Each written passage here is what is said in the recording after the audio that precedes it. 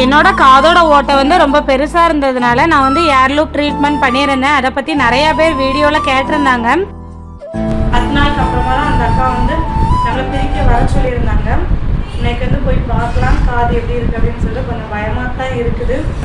இருந்தாலும் ஒன்றும் ஆயிருக்காது, நல்லபடியாக சேர்ந்துருக்கும் அப்படின்னு சொல்லிட்டு நம்பிக்கையில் இருக்கேன். வீடியோ ஃபுல்லாக பாருங்கள். காதில் வந்து ரிசல்ட் எப்படி இருக்குது, இனிமேல் எத்தனை நாள் கழித்து காது குத்தணும் எல்லாமே கம்ப்ளீட்டாக இந்த வீடியோவில் போடுறேன். ஸோ வீடியோ ஃபுல்லாக ஸ்கிப் பண்ணாமல் பாருங்கள். சப்போர்ட் பண்ணுறதுக்காக கண்டிப்பாக லைக் பட்டனையும் அமைக்கிறேங்க.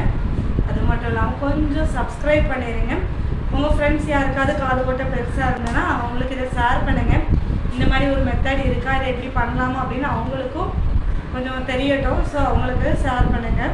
ஏர் லூப் ட்ரீட்மெண்ட் பண்ணும்போதே அந்த அக்கா சொல்லியிருந்தாங்க 10 நாள் தலைக்கு குளிக்கக்கூடாது, அதுக்கப்புறம் 10 நாள் கழித்து வந்து பாருங்கள், அப்போ அந்த பேண்டேஜ் வந்து அவுத்து விடுறேன் அப்படின்னு சொல்லியிருந்தாங்க. நமக்கு இன்னையோட கரெக்டாக 10 நாள் ஆகுது. கொஞ்சம் பயமாக தான் இருக்குது, சேர்ந்துருக்குமா சேர்ந்துருக்காதா அப்படின்னு சொல்லிட்டு.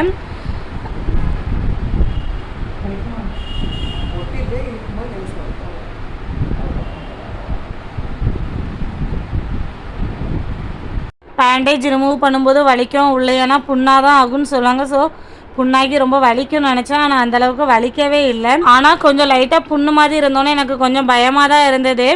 ஆனால் அந்த அக்கா சொன்னாங்க இப்படி தான் இருக்கும், அதுக்கப்புறம் ஒரு 20 நாள் நம்ம தொடர்ந்து அந்த காதில் அப்படியே எண்ணெய் போட்டுகிட்டே இருந்தோன்னா ஆறிடும், எவ்வளோ சீக்கிரம் ஆறுதோ அவ்வளோ சீக்கிரம் நம்ம காது குத்திடலாம் அப்படின்னு சொன்னாங்க. ஆனால் அப்படி ஆறும்போது நம்ம அந்த காதில் உள்ள பொறுக்கை மட்டும் பிக்கக்கூடாது அப்படின்னு சொல்லியிருந்தாங்க. எப்படி நமக்கு காதில் தையல் போடும்போது அது வந்து தையல் பிரிக்கும்போது அப்படியே புண்ணாகும்ல, அந்த மாதிரி தான். ஆனால் இது வந்து அந்தளவுக்கு புண்ணாகலை, கொஞ்சம் குட்டியோண்டு அந்த ஓட்டை இருக்கிற இடத்துல மட்டும்தான் லைட்டாக புண்ணாகி இருந்தது. அந்த அளவுக்கு எந்த வலியுமே இல்லை, அதனால் பிரச்சனை இல்லை.